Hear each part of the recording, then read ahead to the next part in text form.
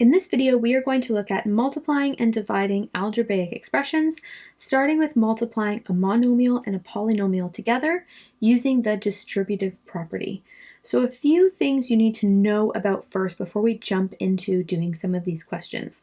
The first is that when you are multiplying powers that have the same base, you end up adding the powers together. So for example, if I have 2x and I'm multiplying that by 3x squared, I end up doing 2 times 3, which is 6, and then x with the power of 1 and x with the power of 2 becomes x to the power of 3. And this is because 3x squared really means 3 times x times x. And so I have a 2 times a 3, which gets us a 6, and then an x times an x times an x, which we can write as x to the power of 3. So what you end up doing here is 2 times 3, and then an x with a 1 plus 2. So you add the powers together to get 6x cubed. So when multiplying, where the bases are the same, you add the powers. The next thing you need to be aware of is the distributive property, which says that when you have an expression outside of the brackets, it applies to everything inside the brackets. So here, if I have a times a b plus c in brackets, this a applies to the b, giving us ab, and it applies to the c, giving us ac. So let's try some of these, keeping those two things in mind.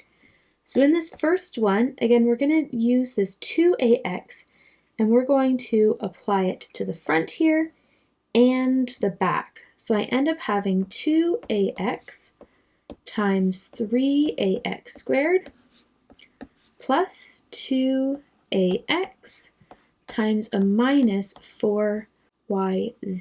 So in this first one, I have a 2 times a 3, so I get 6. I have an a times an a, so I get a squared, and an x times an x squared, so I get x cubed. And in the back, I have a positive 2 times a negative 4, so I get minus 8. And then I have an a, an x, a y, and a z, and none of them are the same term, so I'm not adding any of those powers together.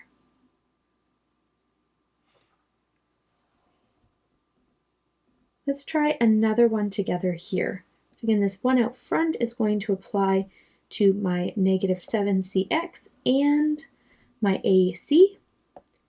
So I get 5cy squared times my negative 7cx and positive 5cy squared times a negative ac. Again, you'll notice that I'm keeping my signs with the terms that they're with.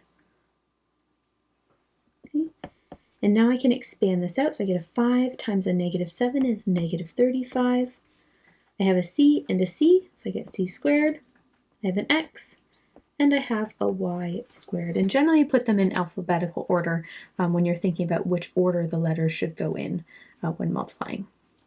And on the back, I have a 5 and a negative 1. So if there's not a number in front of the letters, we can think of it as a 1. So I get minus 5. I have an a c, and a c, so c squared, and a y squared.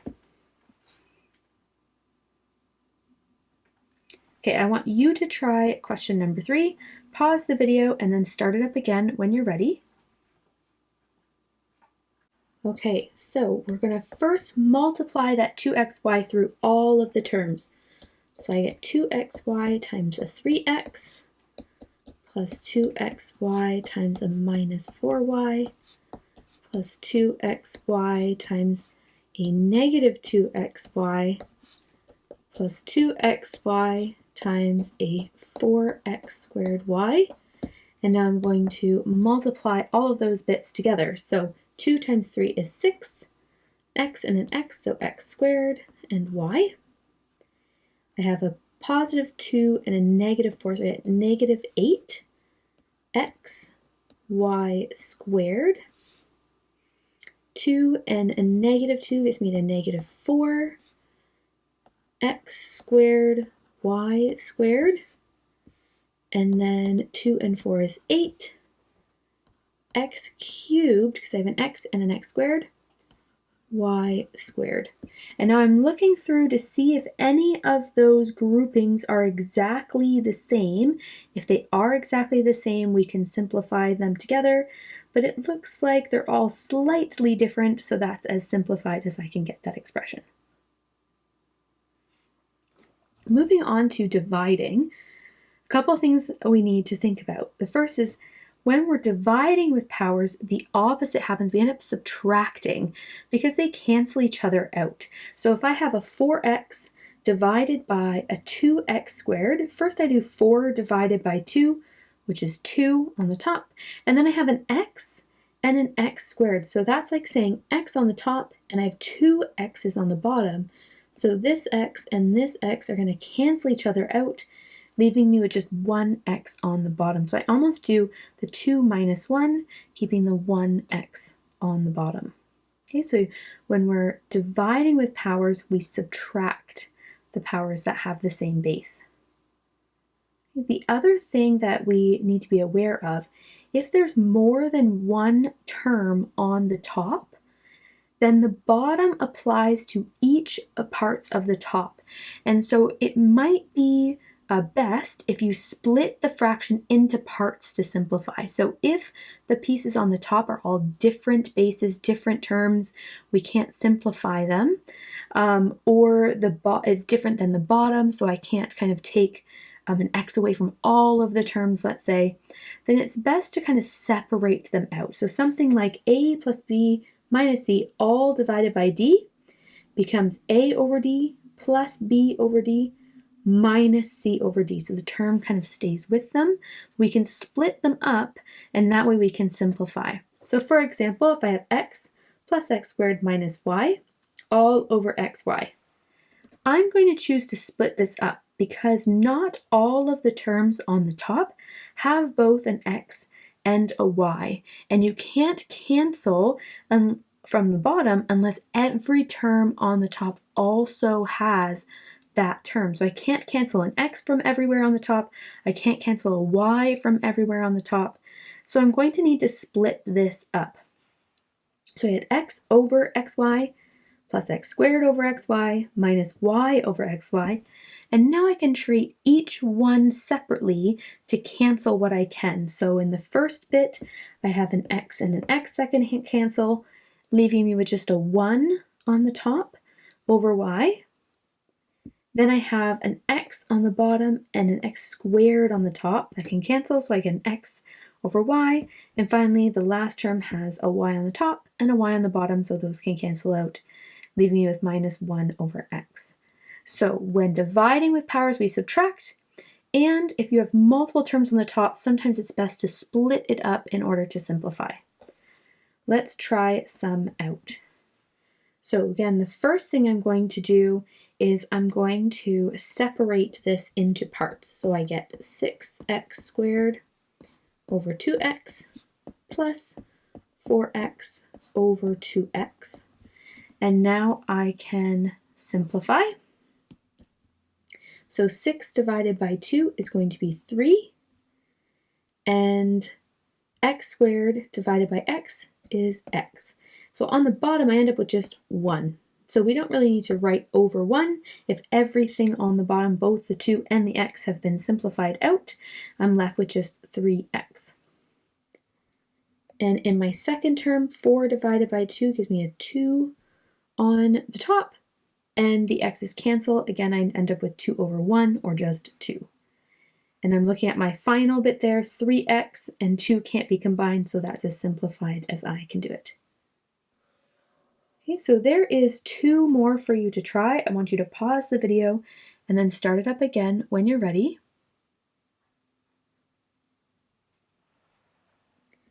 Okay, so again, our first step is to split them all up.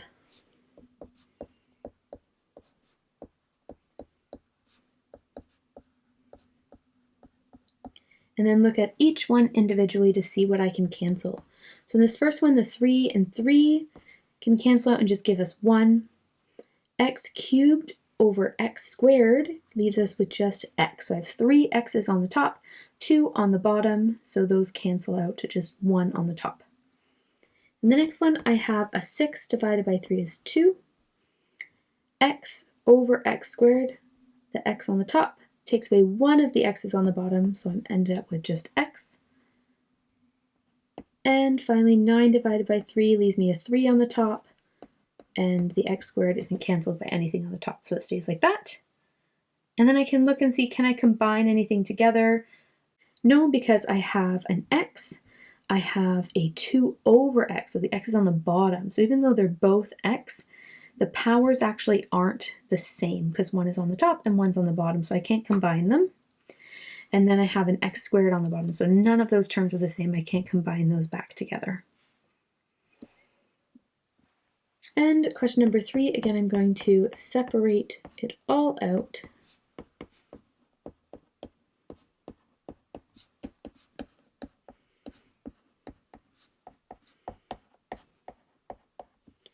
And then look at each one. 4 divided by 2 is 2. X cubed over x becomes x squared. 8 divided by 2 is 4. X squared over x becomes x. 2x over 2x becomes 1. So the 2 and 2 is 1. X divided by x is 1. And then 16 divided by 2 is 8. And it has an x on the bottom. So now I'm looking, can I combine any of those together? Nope, they're not exactly the same. They don't have the same base in the same spot. And so that's as simple as I can do it. Okay, what happens if what I'm multiplying out front is also a polynomial, meaning there's more than one term? So here I have 2 brackets being multiplied together. Well, we're going to use a thing called FOIL to help us multiply this out. Essentially, every term in the front needs to be multiplied by every term in the back. And by using FOIL, we can ensure that we haven't missed any.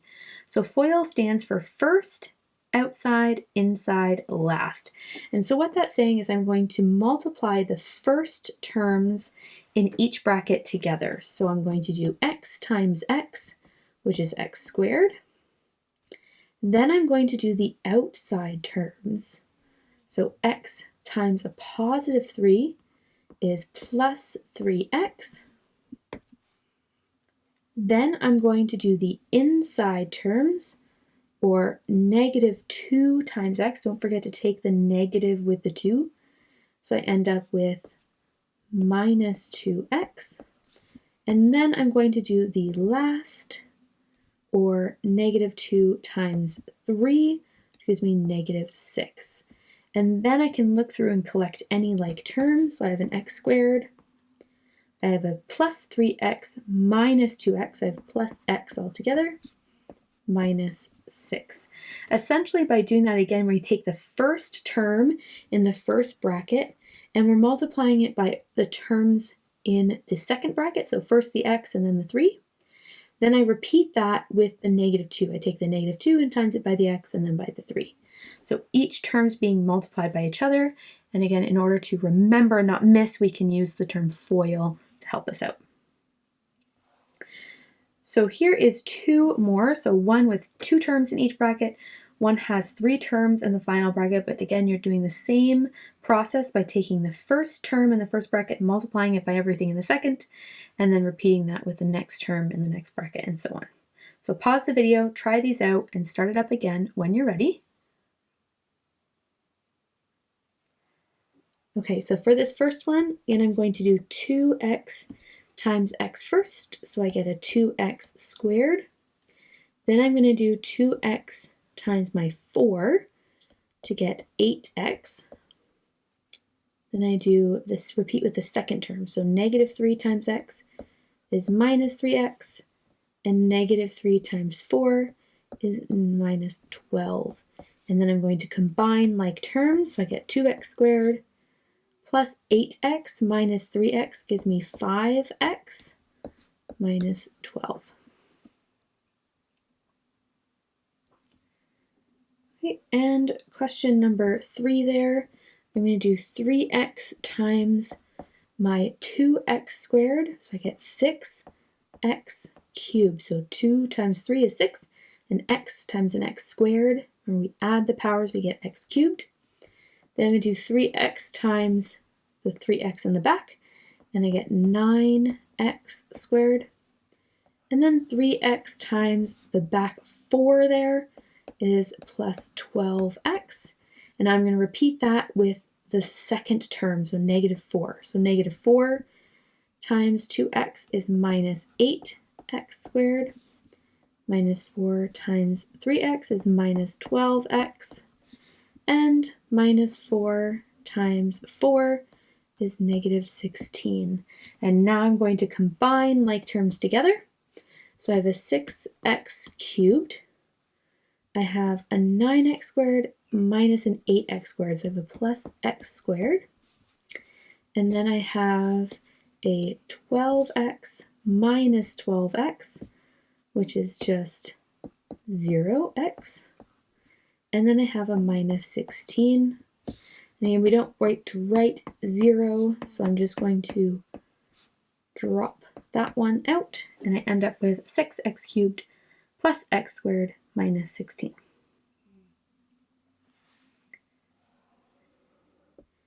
And lastly, we have question number 4. You'll see it's x minus 5, and that has been squared. So we can think of that as x minus 5 times an x minus 5.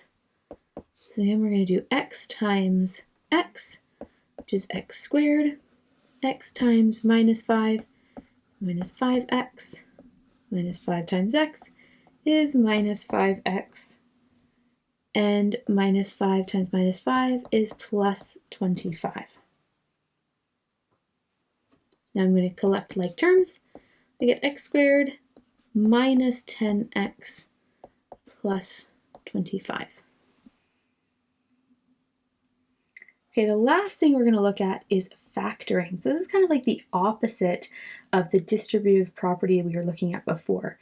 In factoring algebraic expressions, another way to simplify these is to look for terms and numbers that are common across everything in the question. So for example, if I look at question number 1, I'm first going to look at just the numbers. So I have a 5, a 10, and a negative 15. Is there a number that can be multiplied to get each of those? So a number that goes into 5, 10, and 15. Yes, we have a 5. So I'm going to take a 5 and divide it out, put it outside of the bracket. And so if I divide 5 out of 5x squared y4, I end up with just an x squared y4. If I take a 5 out of 10xy, and we're dividing it out, so I get 2xy. So it's not 5xy, again, I'm dividing, not subtracting here. And then negative 15 divided by 5, I get negative 3x cubed y squared. So I've taken a 5 out. Now I'm going to look at my x's and see if there's a common x I can take out. So in this first one, I have an x squared. The second, I have an x. And the last, I have an x cubed. Now again, you can only take out an x if you can take it the same amount of x's out of each question. So if one of these didn't have an x, I couldn't do the x at all. But in this case, they all have at least one. And my middle term there only has 1. So that's the most I can take out from all of these is 1. If I take out more than that, then my second term is going to have negative x's, which we don't want. Right? So I'm going to take out 1x now from each of them. So I get 5x. That's I'm taking it out of the bracket. My first has just 1x left with a y to the power of 4. My second term doesn't have an x left, so it's just 2y. And my third would have 2 x's left, x squared, y squared. And now I can look at my y's. I have a y to the power of 4, a y, and a y squared. Again, because that second term only has 1 y, then that's the most I can take out. So I get 5xy The first term would have xy cubed. The second term would just have a 2. And the third term would have just 1y left. So some of you may be able to look at the number, the x, and the y all at once, or you can take it step by step and in order to factor out each one separately until you end up with this final answer where you've taken out as much as you can. My second question here is a little bit funky because you'll notice what's common between these two groupings is actually this x plus 4 bracket. And so what I can do is if I take out this x plus 4 bracket, then what I'm left with in the first term is an x, and what I'm left with in the second term is a minus y. And so you might find with factoring that you end up taking a whole bracket out versus just one term. So what I'd like you to do is to reflect on how you've done throughout this video. I want you to give yourself a thumbs down if you're having trouble multiplying and dividing algebraic expressions, a finger pointed if you need some practice, and a thumbs up if you can multiply and divide algebraic expressions and you don't need any more help or practice.